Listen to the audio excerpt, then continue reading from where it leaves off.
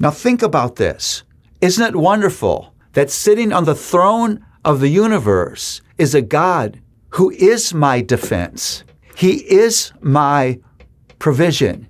He is my protection.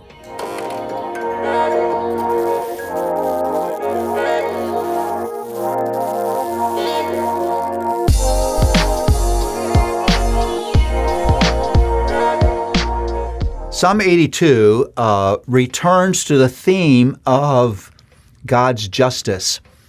And whereas in Psalm 80, we hear God speaking and promising his justice, Psalm 82 is a cry for God's justice to come. And in that cry is this genius definition of what justice actually is. Let me read for you. God has taken his place in the divine council. In the midst of the gods, he holds judgment. How long will you judge unjustly and show partiality to the wicked? Give justice to the weak and the fatherless. Maintain the right of the afflicted and the destitute. Rescue the weak and the needy. Deliver them from the hand of the wicked.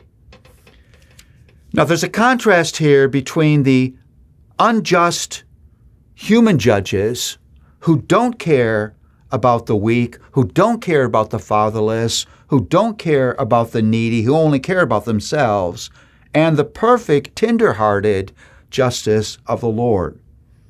And there are three categories of people who need this justice. First, the weak. Those are those who are unable to defend themselves, their own cause. The needy are those who are not able to provide for themselves. And the fatherless are those who are without parental protection. And so think about this. The weak need defense. The needy need provision. And the fatherless need protection. And in those three words, you get a definition of what justice does. Justice defends, justice provides, and justice protects. Now think about this. Isn't it wonderful that sitting on the throne of the universe is a God who is my defense? He is my provision. He is my protection. And I can run to him knowing that he cares about my cause. He cares about my weakness. He cares about my need. He cares about my aloneness and my alienation. He cares, he cares, he cares. Psalm 82 moves between this lament of the brokenness of human justice and confidence in the justice of the Lord. God, in his sovereign power and glory, is the only one who can guarantee my defense. He's the only one that can guarantee my provision. He's the only one that can guarantee my protection.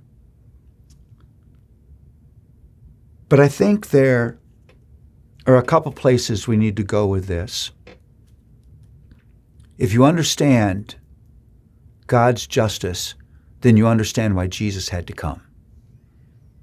Because God in justice is going to right the wrong of sin.